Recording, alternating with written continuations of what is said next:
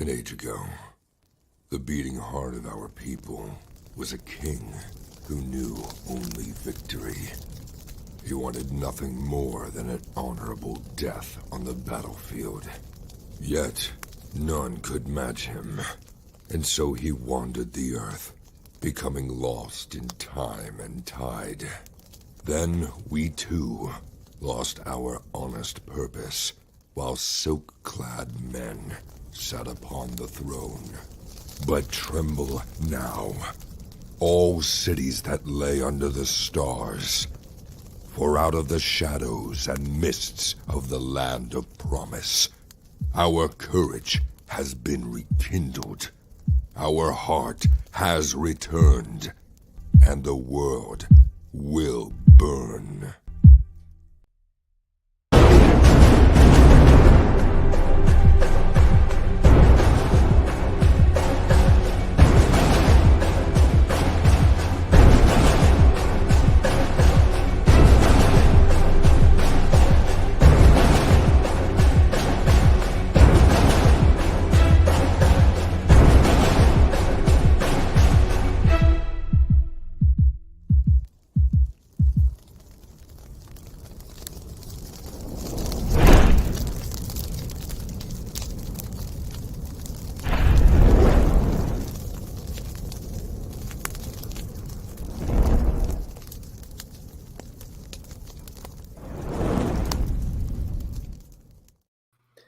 Hey, how's everybody doing tonight? Welcome back to Making Comics Fun again. If someone could give me a shout out in the comments, make sure that you can hear me so I'm not talking to myself once again. That would be great. Thank you very much. I apologize to everyone for not having a live stream last week, but I just got the wind straight knocked out of me. I was sick for a good 2 weeks. So, besides that fact, I don't mind being sick all that much because it helps me get my priorities in order. But again, if someone could just shout out, oh, great. I got a couple people telling me in the comments that you can hear me. Great. So, like I said, apologize for missing last week, but yeah, I was in no shape to actually do a live stream. I was lucky to get my normal Saturday video done. Besides that, just a quick update on the Valiant Heroes, my Indiegogo campaign. It was supposed to be fulfilled, but we are having some issues with one of the stories. So we're still working on that. Just a quick update on that. And the thing is that even if we had everything done right now, the problem is that the printers are working overtime in December and couldn't get it printed even if we had it ready. Plus the fact that you can't get it shipped in December because it's just going to be a problem for everybody who gets it because it'll be delayed so much. So the point is that I'm taking this extra time of December because I won't be able to get it out because of the printing backlog and because of the backlog with shipping, that I'm going to try and add a few things to the book while we're waiting for that to clear. So hopefully everybody will get a little bit extra with their book, perhaps another very, very short backup story going in the main book or things like that, just to let everybody know what's going on with my graphic novel. And by the way, the links are in the description for my 3 graphic novels. If anybody here is new, my 2 superhero graphic novels, Thomas Valiant and the Valiant Heroes, can be ordered through the Valiant Heroes Indiegogo site, and my Return to Form for low fantasy sword and sorcery, Crom the Destroyer, you can order that at the Crom the Destroyer Indiegogo site. So that out of the way, I just want to let everyone know I see a couple people, regulars in the chat. I'm glad to see you all here again. I will go through the chat and shout out everybody and answer any questions that you have after I do my little spiel, probably about 15 minutes. It depends on how long I usually go. But tonight, I wanted to talk about one of the things. Well, I wanted to get back to the Will Eisner book that I'm always coming back to in these live streams most of the time. And it, by the way, it's the Will Eisner book. It's called The Theory of Sequential Art, if I remember correctly. Anyways, the 4th chapter where I left off, talking about framing and the creation of comics, because that's one of the things that I think will make comics fun again, is people understanding not only how much is put into creating a comic, but all of the little things that make it such a beautiful medium that is its own thing, that can't be copied by anything else. And I think reading Will Eisner's theory of sequential art certainly does that, and delving into a lot of the things that he talks about.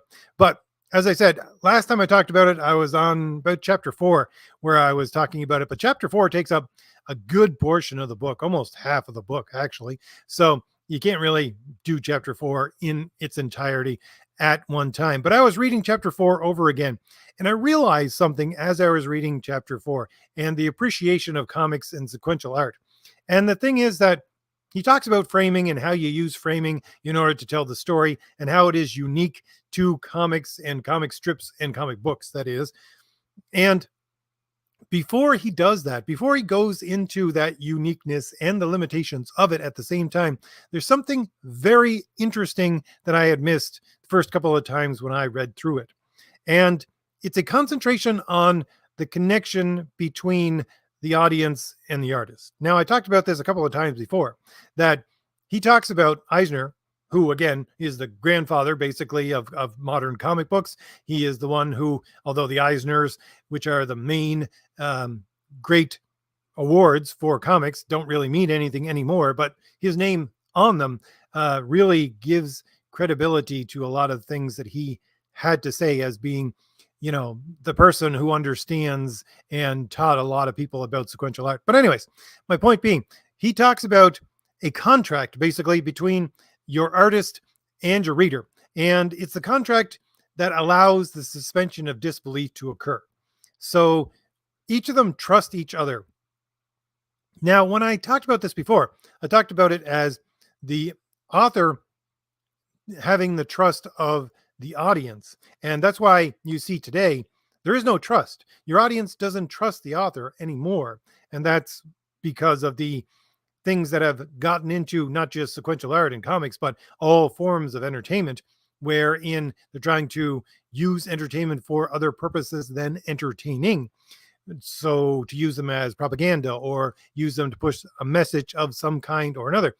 And when you're using it in that fashion, which it's not supposed to be used in, then obviously you're going to lose your trust of your audience. It takes you straight out of the story, and therefore it's not entertainment, and you don't have that suspension of disbelief. Trust is gone. Therefore, it's not good. It's not a good piece of entertainment.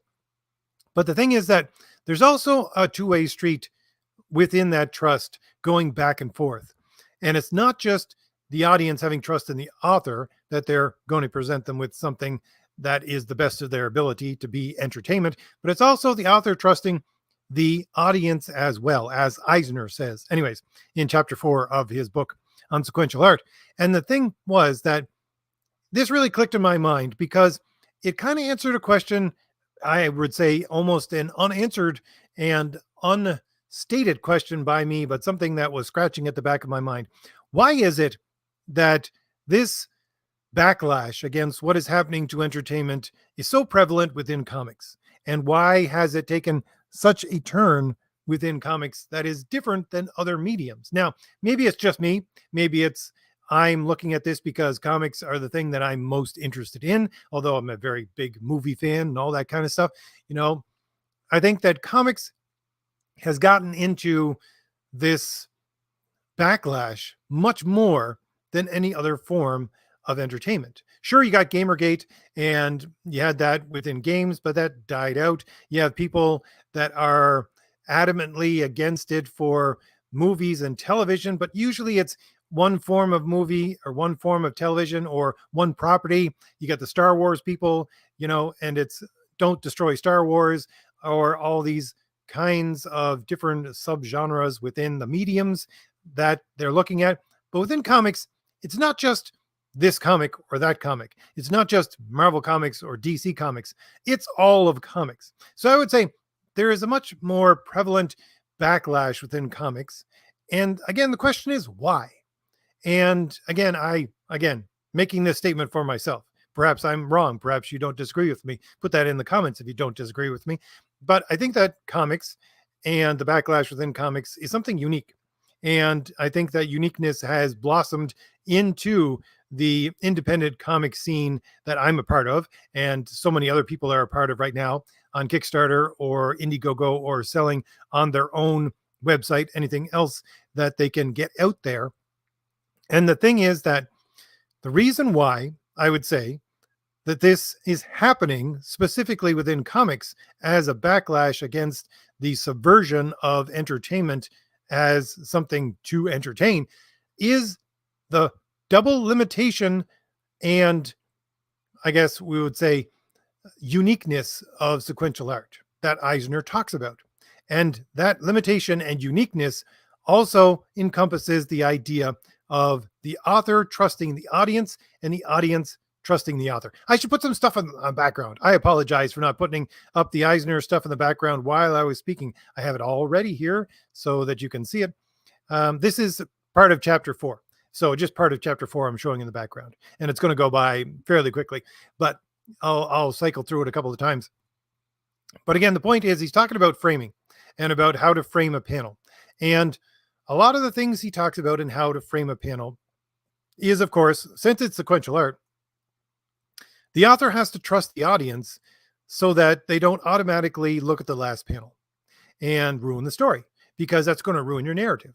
And you have to have a trust in your audience. It's not just drag them along kicking and screaming. It's in part, it is trying to keep them engaged so much that they will follow the normal pattern because they want the story to be explained in a proper way, not jumping ahead. But at the same time, that's not automatically going to be there. And he compares it with television and movies, well, more movies and a little bit with plays as well. But he talks about movies, especially on this page. He's saying that within a movie, you can't skip ahead. You're being shown a frame after frame after frame. You can't skip ahead. And same with a stage play. But within comics and with sequential art, you can skip ahead. Your eyes can skip ahead down to the bottom of the page. You don't have to do the zigzag pattern, which again, shown here, and read it in the way that it's supposed to. So your author has to trust your audience in a certain degree. And that trust is built upon what? Well, it's built upon a lot of things that are societal norms. This is what he says. Even though he doesn't state it outright, he talks about it in so many different ways, that these normal societal ideas that we have to acknowledge are there, both for the author and the reader, gives that author the ability to trust his audience and allow them to understand the kind of narrative that he's talking about and to understand the story itself. Now, how does that work? Well, again, he gives different examples, and you'll see some of them cycling through here as I talk. But some of those examples would be the fact that if you have, let's say, a close-up of a person that you haven't seen before, and they have a fat head, well, the normal societal idea that would go along with that is that the rest of the body attached to a fat head is a fat man. It's a society, and that's the way it goes. And so he's depending on the audience to understand that, even though he's not showing the entire person. He doesn't need to show the entire person. Why? Because he can depend upon societal norms of understanding. And there are other ones that go along with that as well. Ideas like the fact that if you take a panel and you put what is basically clouds around it, or some kind of scalloped or rounded panel border, it's the societal norm idea that this is not happening in the present tense. It's either happening in the imagination, or it's a flashback, or some other way of telling a story that is usually indicated to some extent by other parts of the narrative. But again, this is societal. This is a societal understanding, and it's something that is there between the audience and the author that is grasped without even thinking about it. Another one would be the idea of using a very sharp panel border. And the very sharp panel border would indicate someone's yelling or there is intense action going on. Again, this is something which is a societal norm. And it may transcend societies, but at the very least, it is, as I said, transcend societies in the fact that it might be something you would see in manga as well as comics. But at the same time, it's something that's taught to you by understanding the society around you as you grow and understand stories and narrative and just plain old reality. And this is part of the reason why we can't get this trust to develop either way between the author and the artist, or between the author and the audience, or the audience for the author. Because you have, first of all, an audience who doesn't trust the authors anymore. Because I can tell you right now, as a comic reader, I look at that front uh, cover of every book to see what names are on it, and I just don't touch certain books because it has certain names on it, because I know I can't trust the author. And I know I'm not going to get a piece of entertainment. I'm going to get a preachy sermon about something or other. So I don't even bother picking the book up. So I don't have a trust in that author. So I'm not going to read it. And that trust goes deeper and deeper the more you read a narrative and the more you get engrossed in it. And again, sometimes I don't know who an author is or the artist is, and I will learn whether or not they're actually trying to entertain me. But at the same time, you have the flip side of that, which is the fact that you have people who are writing and producing these comics, and they don't trust that the audience is going to pick up the same societal norms that have kept comics going for the last, well, what, since the 1940s, at least 1930s. The thing is that these people, these quote unquote progressive people who are trying to subvert all norms and say that these things don't automatically have to be there. They don't want any kind of, what is it?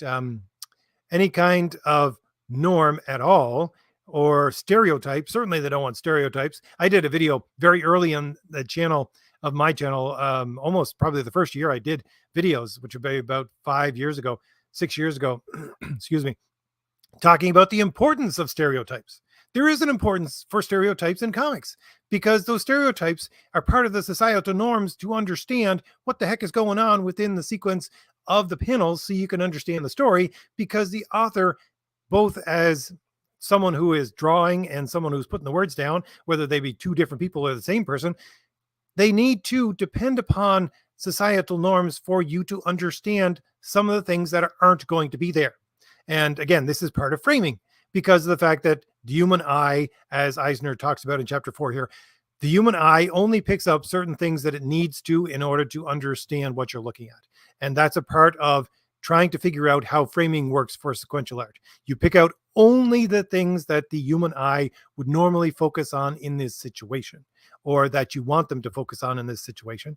And that's what you present as part of your sequential art, at the very least at the center of your sequential art. And the rest is either background that doesn't have to be really defined, or shadows, or something else like that. But again, those things, those stereotypes and societal norms and these understandings that, again, simple things like the fact that you have these, again, quote unquote, progressive people with the idea of body positivity, just telling them the fact that you have a person with a fat head, they have a fat body, they would be offended by that. It's ridiculous. But this is part of, again, what Eisner is talking about, how you understand, how you portray the sequential art in a way that, again, is going to conserve space, so you don't have to show every figure every time in every way, and introduce them in that very dense way of telling a story. The funny thing was, it was about a month ago, maybe a month and a half ago, there was a comic pro, I can't remember which one, not a comic pro that you would know, but one of the ones that's in comics right now, saying that, listen, everyone who produces sequential art, if you have a person walking across a room and sitting in a chair, that's 3 panels. They enter the room, they walk across the room, they sit in a chair. That's 3 panels. And I'm thinking to myself, no, it's not 3 panels. That's 1 panel. Eisner would say that's 1 panel. He actually, within right there, he is showing on that left-hand page the fact that you only take that central panel, because the other 2, the walking towards the car and then the driving away, are assumed to take place. That's it, because you can't show everything, and you don't have to show everything, and you shouldn't have to show everything, because again, you understand, if you know anything about the way reality works and cultural norms and the way that people exist, that these things are naturally going to be there in your mind. And again, the whole point is that he's talking about the spirit here on this page on the right. He's talking about the spirit and how he could just do the panel on the right, the far right, because it's only his head. But he doesn't need to put in the rest of the body because everyone else that is reading the book can understand his posture or the basic form of his posture, not only the fact that his legs exist and his torso exists, but his posture itself, because the rest of it suggests that. And that's a societal norm. And again, this is the one where he talks about fat head, fat body, or the fact that sometimes you need to have a little more than just bare basic bones of a headshot in order to understand what is going on. And sometimes you don't. And again, it also goes into panel borders, which what he talks about here. But again, the point is that there needs to be a trust, not only of the author for the audience, but the audience for the author. And I would say that that double trust doesn't need to be there in other forms of entertainment, within things like movies and within television, and I would say even books as well. Those limitations of the technology that allows them to control the way the audience sees what is going on negates the idea to some extent that the author needs to trust the audience. Now, the audience still needs to trust the author in order to have suspension of disbelief, but the author doesn't necessarily need to trust the audience that they're not going to skip ahead. Because, of course, you can't skip ahead. You're sitting in a movie theater. There's no way for you to skip ahead and ruin the ending.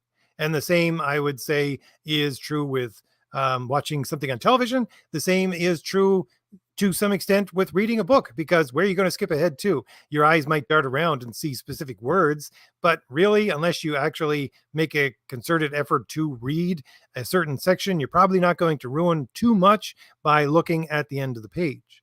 But within comics, because of its limitations, which can also be used as what is part of the beauty of sequential art, you need to have the author trust the audience as well. And this is where the backlash has come from, because there needs to be almost a double trust within sequential art for comics and comic strips for it to actually work correctly. This trust has been broken twice. And not only has it been broken twice because it's been broken in both different ways, but the fact is that for people who are truly fans of this medium, that trust needs to be there in order for them to understand what the heck is going on within a comic. And that's why you have such a heavy backlash within comics and sequential art. I'm going to show you a couple of Batman panels just to show you some of the things that Will Eisner was talking about with framing. Okay, the fact these are different kinds of framing within Batman comics. And how you use using panel borders, using Dutch angles, all these kinds of things. They are there in order to present to the mind a different way of interpreting the sequence of events. And again, this is something used by the author, used by the artist in order to convey the sequence of events in the narrative that needs to be understood if you're reading the story. This one I love. That's why I put it as the thumbnail, which is the fact that it's a, what would we say, a condensed panel where you have the panel border being darkness, and it gives you a claustrophobic feel to it. All of these ideas are the artist, and to some extent the author, if they're not the same person, trusting the audience to understand societal norms and taught behaviors in order to understand what is going on. Again, here with the long panel downwards is to represent height. Again, this is a societal idea. These are all beautiful Batman panels from different beautiful Batman artists, by the way, and all of them show this exact thing. And again, also with this panel is the fact that you have the building being part of the panel border itself as well, which again heightens the idea of the realism of the panel itself. You have this other one from Frank Miller. We have an overlay of different panels on top of the first one, which again is a way of telling a story which has been completely obliterated by people using this in a wrong way over and over again over the last 10 years, or at the very least the last 10 years, probably since Frank Miller came out with it within The Dark Knight Returns. Again, showing a heightened sense of storytelling by putting in more panels. Here's another one from, I think, probably Neil Adams. And you see how Batman transcends the panel border by actually going outside of it, which again is a societal understanding, which goes right back to the Middle Ages, by the way, with pictures of saints where you have angelic or godlike parts of the picture actually transcending the borders of the picture itself. So again, it's meant to break out of the panel. And there's another one, I think, from, I don't know if that's Jim Aparo. No, that's probably Art, Adams as well. But again, you see how his the top of Batman's head transcends the panel border itself, showing action and a heightened sense of realism because, of course, he's coming straight towards you out of the book itself. These are all things taught to you by reading comics and by understanding art within Western civilization. Another one here where they use Batman's cape as a backdrop for the narrative itself with words on it, which is something that Will Eisner did a lot with the Spirit. And I think probably this is a copy of those old Spirit comics. But again, these things don't exist within modern comics right now. These great panels don't exist. This heightened idea of understanding sequential art does not exist anymore because the authors don't trust their audience at all. They don't trust them because the trust is dependent upon societal norms and understandings that people just pick up within understanding and appreciating their culture. And they don't want you to appreciate your culture. They don't want you to take stereotypes and societal norms and stick them in your head and say they're normal. That's the exact thing these quote unquote progressive people hate. They don't want it in any way. They're always trying to subvert this. And this, I would say, is why you have such a huge backlash within comics. And this is why you have such a concentrated effort to actually give good comics to audiences out there who appreciate what is going on and make comics fun again, as I'm always talking about. This is why the independent comic scene now is one of trying to go back to the old way of making comics. Certainly I do that. And I think a lot of others do as well, trying to recapture a 90s feel or an 80s feel. It's not only that, even though some of the artists and some of the writers might simply be stating that's all that they're doing. What they're doing is they're taking those societal understood norms that were expressed and understood in those decades and re-expressing them again to an audience that will appreciate them. So anyways, that's my spiel for this week about panel borders and about sequential art and about the Will Eisner chapter 4 about framing and panels. So I'm going to show this Batman stuff, I think, a couple more times just because it's such beautiful art. And I will, just 1 second here, it has to go cycle through for another 3 seconds. There we go. And then I will give some shout outs to people in the comments because I got a lot of comments here. I got 36 people in the chat. Thank you very much, everyone, for showing up. Greg has been here since the beginning. How you doing? Greg Sound Engraver was here for a little bit. Tony is here. How you doing, Tony? John is here. 21st Century Time Travel is here as well. Let's see. We got Robert. How you doing? Incubus Time Lord is here. Miss Maria is here. How you doing, Miss Maria? Haven't mentioned Aristotle yet, Miss Maria. So just for you, I'll mention Aristotle. So Miss Maria says, let's see if I can get into some of the questions here that you all have for me in the comments. Miss Maria says, learn that business people use a sort of storytelling technique for presentations. Let me put this up on the main screen so I can read it better. For presentations, like learning about the audience and using 3-piece structure. Yes. Advertising. Let me just put it this way.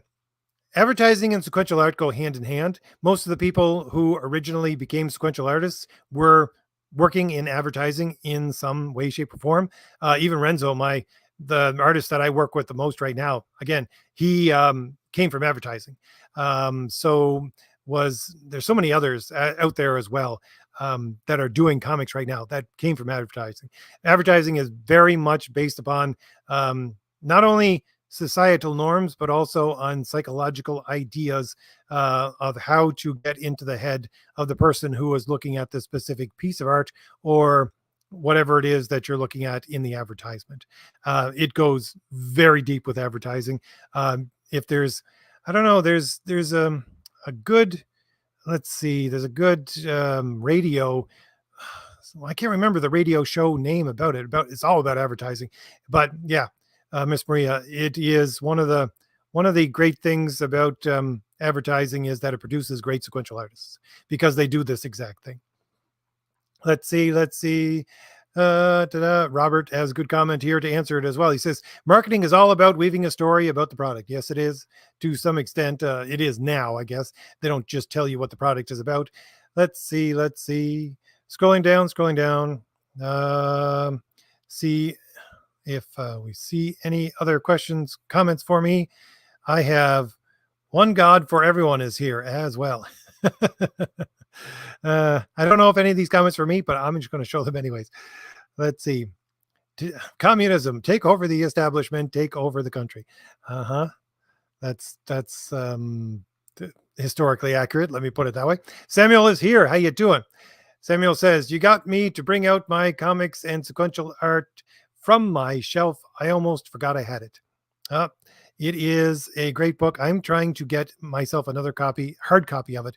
I'm probably just going to have to order one because I just can't find all of my stuff.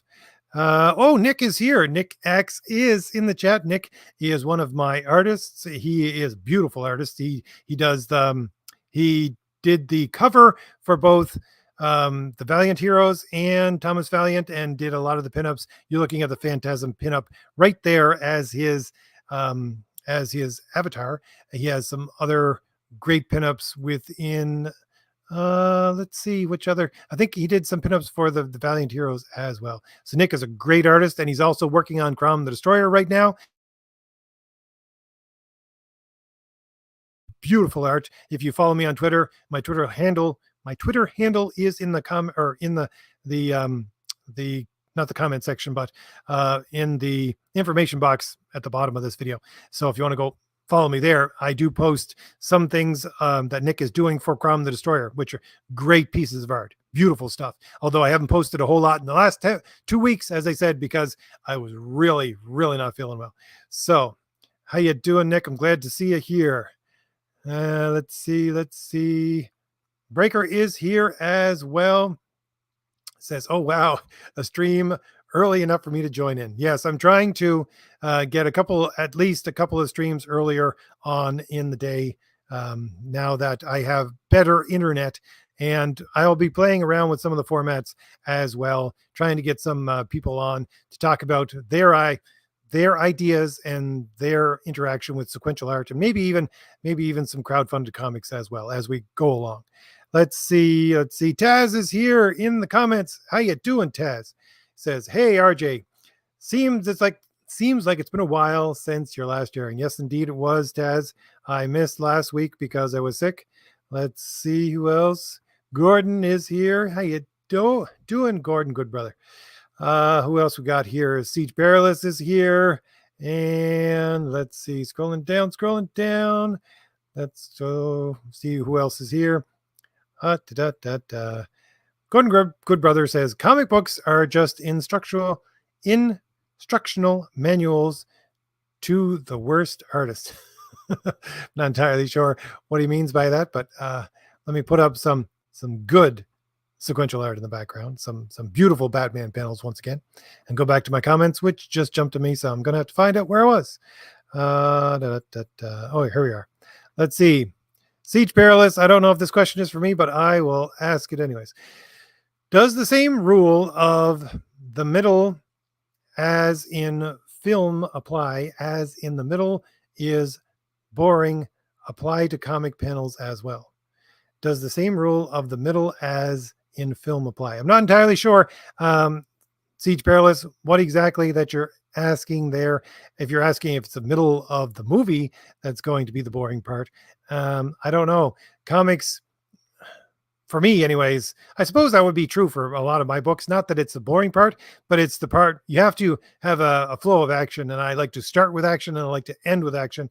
So you do get a lull in the middle so that it's not, breakneck speed for the entire book, especially when I'm doing like 60 to 80 pages. But hopefully that answers your question. If not, you can perhaps put a little more in the comments and let me know exactly what you mean. Let's see. Miss Maria says, it's okay. I prefer writing to drawing.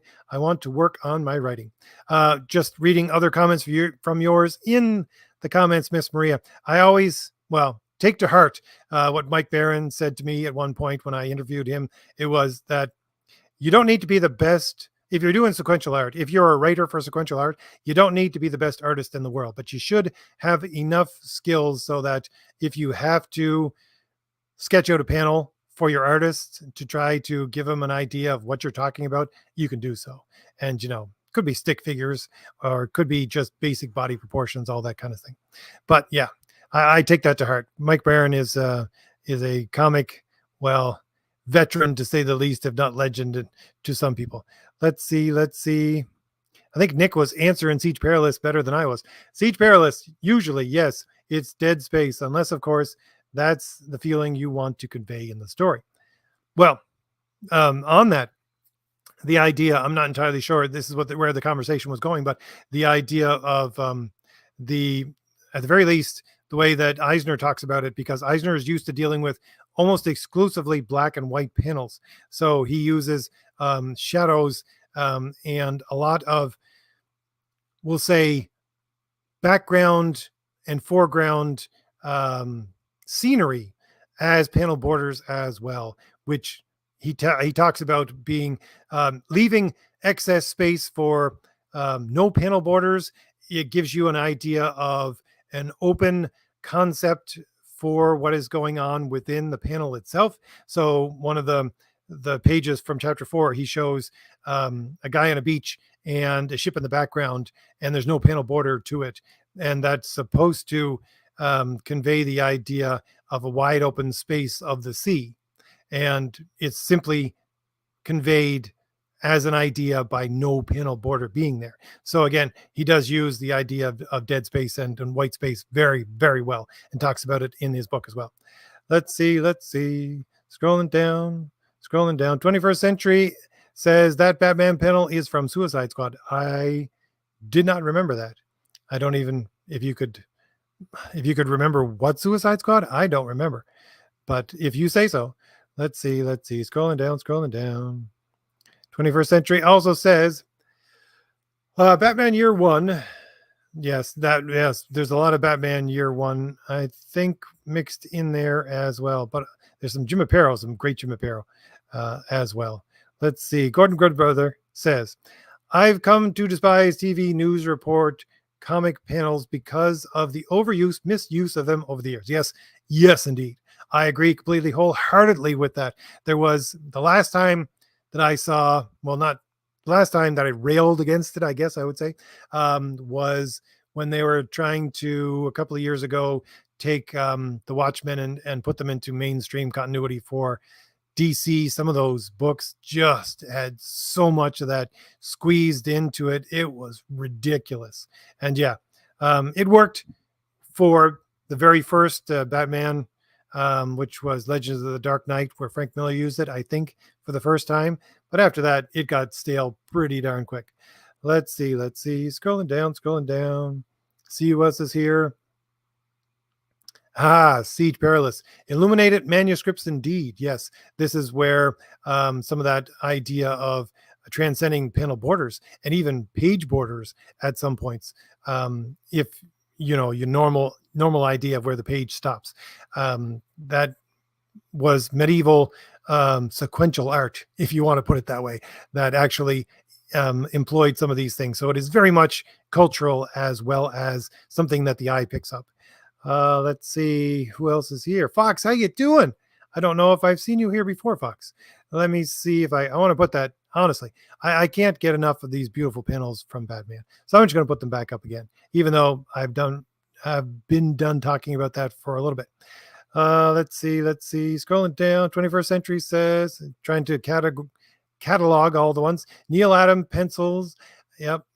Let's see. There's a bunch of Neil Adams stuck in there as well. Let's see. Scrolling down.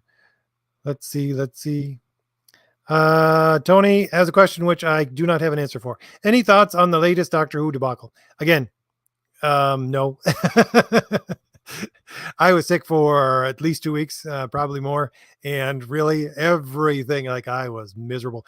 Everything fell away. So I was not watching anything on television. Not that I really have a television. It's just my computer. Not watching any YouTube channels. I was just like, I was dead. I was like, no, I'm done. I don't care about a Doctor Who controversy. I just said no. Let's see. Moose is here. Magma Moose. RJ, a lot of people think Superman is a boring character. Do you agree or think that they just don't understand him? Well, I would say they don't understand him, quite honestly, especially after listening to, who is it? Jim Shooter talk about Superman, because Jim Shooter was writing Superman when he was 13, 14 years old. A long time ago, he wrote a lot of Superman stories. And the way that Jim Shooter talks about Superman is that you have these people today, and he was talking at a Comic-Con probably a couple of years ago when he was saying this. Excuse me. But he was saying, you have these people who are trying to introduce all these flaws to Superman. They're trying to introduce all these weaknesses of Superman, and that's not Superman. That's not a Superman story. To him, he says, and again, he is an expert, if you ask me, on Superman stories. He said, Superman is Sir Galahad. And if you can't write Superman as Sir Galahad, then don't write Superman. And if you have a writer who is trying to introduce all these other things because he can't write Superman as Sir Galahad, then get a new writer. And again, this is the man who wrote Superman for years, decades, if I remember correctly, and then went on to head up Marvel at its height. I would say its height anyways, with bringing comics into mainstream and just taking Marvel and making it 5 times what it was before he got there. And I would take his advice to heart. So yes, I would say people don't understand the character of Superman. And this is one of the things that, especially within current comics right now. I just talked about this, posting a couple of things on Twitter about the fact that I did a video probably 2 years ago, if not 3, about writers, what were supposed to be the up and coming writers for Marvel. And they all talked about how they liked villains more than heroes, how they liked writing villains more than heroes. And they did that because they thought that heroes were in a box and that villains could be complicated.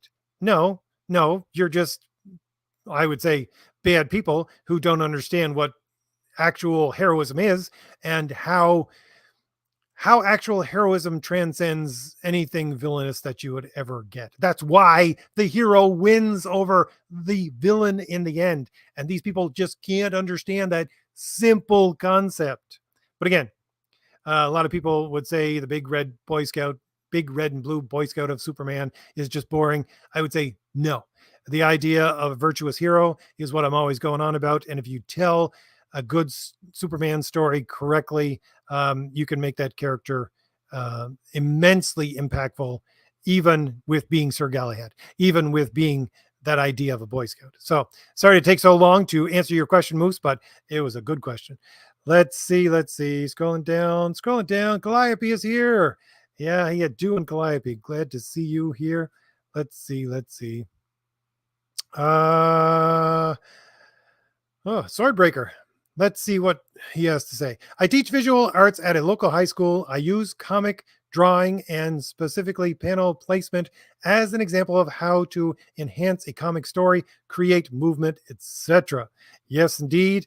I would say for anybody who's an artist who wants to go in that direction, give them or get for your classroom a copy of Eisner's theory of sequential art, because it just opens your mind to so many different ways of putting down panels and understanding And he is the master of incorporating even the fact that one of the things that he said at one point, not in the book, but in an interview, was that the people at the paper that he worked at were getting so upset with him because he would never do the Spirit logo the same twice. Why? Because he would try to incorporate it time after time after time into the background of the story that he was telling. And again, using the different methods of sequential art and panel development and panel, I would say, stretching panels to their extreme of how to use them. So yeah, beautiful book. And again, I'm going on and on about it for almost months now. So within this channel and coming back to it time and time again. Let's see. 21st century. I'm not sure. Oh, if this is for me, but I think it is. I read Aristotle's Poetics a week or so ago. I think I need to reread it a few more times for it to sink in. Yeah, definitely. It's not a large read. And well, unfortunately, I'll say this much. You can go to LibriVox and get all of that kind of stuff read, and you just download it and listen to it. But the guy who read the LibriVox version of Aristotle's Poetics, he just should not have even attempted to do so, because it was just horrible. But anyway, if you want to, like, I listen to it in my car every once in a while, even though it's that horrible version. It's sometimes I just want to listen to and go back to it. So going back to it time and time again is very helpful. Let's see. Greg, I'm not sure if this comment is for me, but it seems like you have great comments all the time. Here tell that 23% of the population ain't worth a can of spit. Don't know how true that is, but there's a lot of low lives. What are your thoughts? What are my thoughts? My thoughts are the fact that I'm always going on about, if this question is for me, Greg, I'm always going on about the fact that, yeah, we have a broken human nature, and that broken human nature leads to laziness, leads to, theft and crime and all that kind of thing. And that's why comics are such a great medium. And that's why the idea of a superhero comic, I think, has stuck around for so long. There's always going to be crime in your society. You should have heroes that would fight against it as well. Not just heroes that are going to be fighting, the destruction of the universe and all these kinds of things where they have, superhero battles going on that are monumental. No, you need Batman, you need crime fighters. And yes, there is going to always be that percentage of the population that is going to gravitate towards the lazy, gravitate towards the I'm just going to break the law, gravitate towards hurting others. And that's why we need heroic individuals, and we have them in our society in many different forms. And we should have an example or examples of those heroes within different kinds of mediums, especially comic books, in order for those great heroic individuals to get some inspiration in their growing and developing, and protect our societies against those lazy and corrupt 23%, if that's what you want to label it as. Let's see, scrolling down. Samuel says, speaking of the Valiant Heroes, any update for shipping? Yes, I did an update at the first, Samuel, just because of the fact that, one, the printers are very busy in December, and two, trying to ship anything in December is just not going to get to you. So I'm going to add a few things to the book and then have it printed probably as soon as the rush dies down, which would be at the first of the near year. That's the plan right now, and then ship them out as soon as possible after that. So again, just no way I can do it right now with the printers and the shipping to get to people. So I'm going to add a few things to the book. Scrolling down. Random is here. Woohoo for better internet. Sorry, I still haven't got my voice back completely yet. Unfortunately, I have something going on tonight, but I'll stay for a little bit. Thank you very much for being here, Random. Let's see.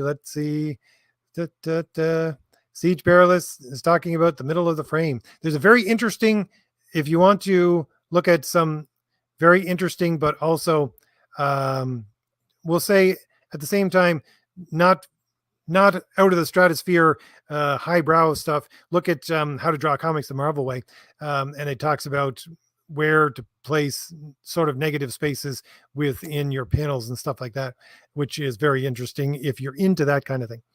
Let's see. Yes, Abrex.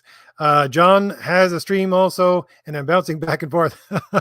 I did not mean to step on John's toes. I quite honestly would rather not stream while John is streaming because John is a great fella, and I don't want to take the audience away from him. But at the same time, this is when I had a chance to stream. And again, I'm still trying to get my, let's say, strength back, so I need my rest. I can't stay up till the middle of the night anymore. Not this week. Anyways, let's see. Scrolling down. Siege Perilous also says, but the comment on the pacing as a whole is useful. Cheers, man. Again, don't know if that was for me or not, but once again, let's put up that beautiful Batman sequence in the background for panel borders. Beautiful panel borders from various different artists. Let's see.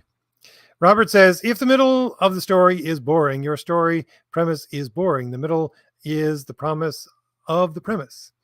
Very interesting way to put it, Robert.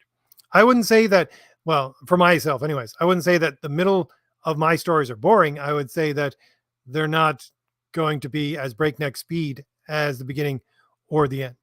So, but you have to have lulls. You have to have, not want to say, I shouldn't say lulls. I'll say you have to have different pacing within your story. You can't just have it at one pace all the time because it will annoy your audience. So lulls are not the right word. Pacing and different speeds of pacing would be better way to put it. So yeah, don't make your story boring at any point, unless of course that is something that you're trying to do within your story in order to enhance the narrative. All right, scrolling down. Taz says, didn't know. Good to have you, Nick X. RJ, hope you're feeling good and good to have you back. Yes, thank you very much, Taz. I am feeling better, better and better every day. So, I'll be back on my feet, doing everything I need to do within no time. Let's see, scrolling down. Scrolling down. A lot of chatter in the comments that isn't for me, so I'm just scrolling down through it. Let's see. Here's a good question, I think, from Tony. Are you going to be introducing elements of Norse mythology like frost giants into your Thor stories? I don't have a whole lot of plans for any more Thor stories right now. Thor is a backup character, but so many people had questions about Thor that I put the Thor story as an origin story for the Thor character to try to explain the character a little better, because he will be appearing within different, I think, Thomas Valiant and Valiant Heroes stories, but not as a main character always. So there's that. But usually I like to, when I take mythological figures, and certainly Thor that I'm using, take them and base them on the mythology itself. I don't try to create a new mythology. I try to use as much mythology that's already there as possible. So if it comes to the point where I start introducing more Thor stories, then yes, indeed, I will be using the mythological figures that are in the Norse mythology. Scrolling down. Gordon Good Brother says her Jay was dead to the world. yeah, I was. all right. Let's see. Scrolling down. Good Brother says, well, no Marxist is going to write Sir Galahad, so there's that. Yeah, agreed. Let's see. Breaker also says, Superman's only boring if you don't give him a good challenge. Remember, he's more than a human, but he's not God. There are situations that can overwhelm him even without kryptonite. Yeah, I would say one of John's favorite, if not John's Longbox, he's up right now doing his own live stream.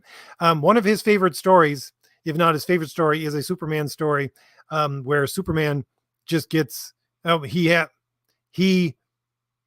is it? It's a Hitman story, if I remember correctly, or a backup story with Hitman in it. And there is Superman, and he's trying to save people in a shuttle.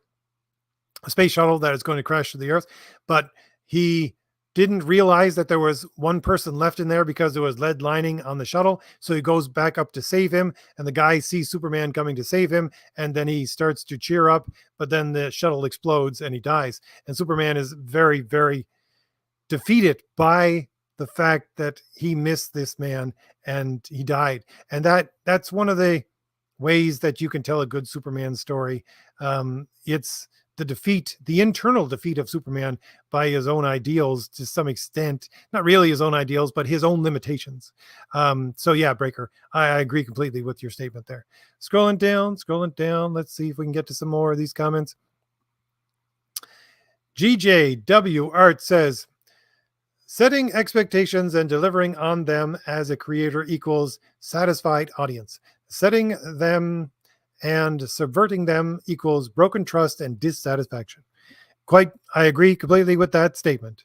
And it is so much the case with modern current comics right now. Good Brother says, nothing anyone says or does will make me look down on Superman. Well, that's good to know. I love me some good Superman as well. Let's see. Scrolling down. Robert, I'm not sure if this comment is for me. He says, have you ever seen a proper Superman on screen? I don't know. I grew up with Christopher Reeve as Superman. So, I think of him as the proper Superman on the screen, if you ask me. Scrolling down. Oh, I thought I was getting to the end of the comments. Apparently not. So my things just jumped on me again. I'm going to put some other stuff up in the background just for a little bit of variety. Put some of my book up in the background, which is The Valiant Heroes. Actually, no, this is Thomas Valiant that I'm putting up in the background. And then I'll answer a couple more of these comments, see if I can figure out where I was. Let's see. Oh, here's a good one. Jerry says, Superman isn't super because of his powers. He's super because he has powers and uses them for good. That's, again, good way to put it. Beautiful way to put it, actually.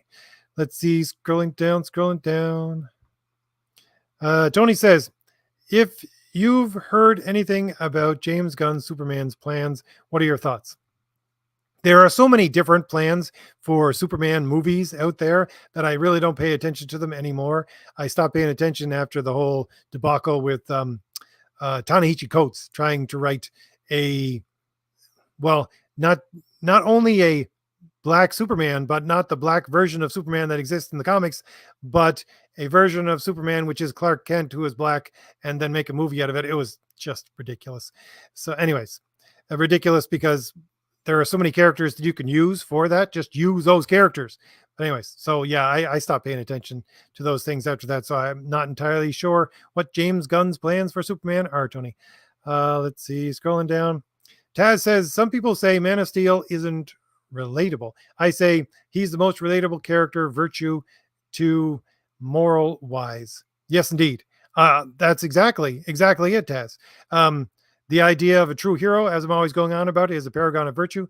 That virtue resides within every person. You can tap into it and you can grow it through habit and through correct decision making and things like right reason. And so, yeah, to have that example as a shining example is good. And I always talk about this idea of on my channel every once in a while about there's a mathematical graph. I can't remember what it's called. It has a specific name, but there's an x-axis and a y-axis, and the x-axis, the horizontal axis is you and your movement in time, and the vertical axis is infinity. So you can always get closer and closer to the vertical axis, even though you can never touch it. And that idea of getting closer and closer is the Superman idea, if you ask me.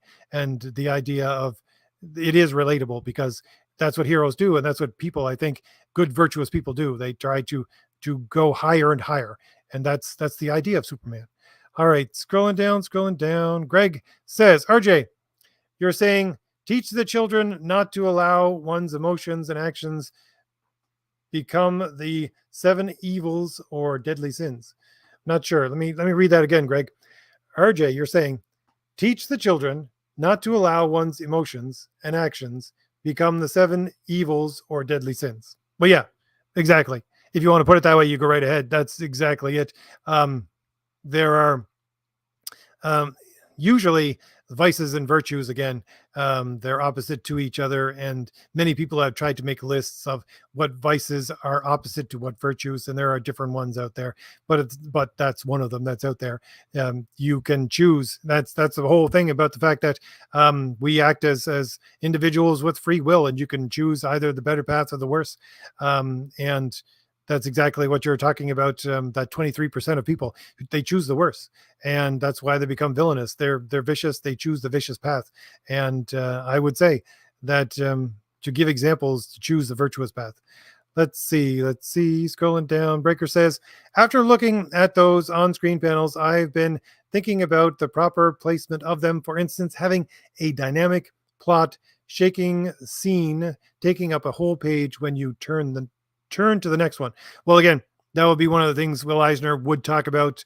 And usually, see, the thing is that he deals a lot more with and developed his ideas within 3-panel structures, I think, within newspapers and things like that. So he wasn't completely engrossed in the idea of page turn, although his later books certainly do. But yeah, that's one of the things. Page turns are very much a break. He does talk about that in chapter 4 of that book on the theory of sequential art, and how the page turn can be used as almost a panel in itself, and the changing of panels and the way of interpreting it. Vaz is here. How you doing, Vaz? It says, Bendis overwhelmed Superman without using kryptonite. I'm not really that up on Bendis's Superman, but if you say so. Scrolling down. Vaz also says, I've been reading Superman since Byrne reboot stopped a little while because of the idiocy that was Superman Red Blue. I went back a few years later. Bendis made me quit again. I have not read very much Superman in the last little while. I trounced that Red Blue Superman book when it came out because it was awful in various different ways that most people don't even talk about. But to me, again, growing up, Burns' Superman was really something that got me into Superman as well, because the Superman stories before that were non-contiguous. They were meant to be no continuity, and that would be no continuity even in his power levels and all that kind of stuff. So it wasn't the best stories, if you ask me. Beautiful covers. They always had beautiful covers, and I wish that every story and every Superman book lived up to its cover back in the 70s before the reboot with Crisis, but they rarely ever did. Let's see, scrolling down. Getting to the end here. Zach Dan is here. How you doing? He says, RJ, that quote who used a few weeks ago from the Disney exec about people having different natures was chilling. That kind of thinking leads to elitism and possibly dehumanization. Yeah, Zach Dan, you are completely right. I talked about this in a couple of videos, probably more than a year ago, it's probably more than 2 years ago, about some of the comic pros talking about stick to your own kind, that kind of thing. That kind of language really, it is dehumanizing, and that's the kind of thing that they're dealing with within their heads when they write these stories, and when they're making stories for Disney. So we honestly shouldn't be surprised when these things lead to very dehumanizing mediums for an audience, and why people are abandoning them. So I agree with your statement. Scrolling down. I think I have 1 or 2 more comments, and then I'm going to get to the end, and we're about an hour in, which is what I usually like to do.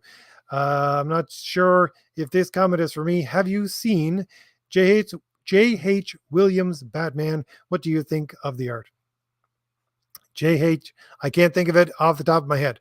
I can't picture it off the top of my head. So if that comment is for me, sorry, but I can't speak to that because I don't know I can't picture the artist's work on Batman right now. So I think that is the last comment. So I am going to switch over to um, closing out this live stream. I want to thank everyone for being here. We still have 37 people in the chat.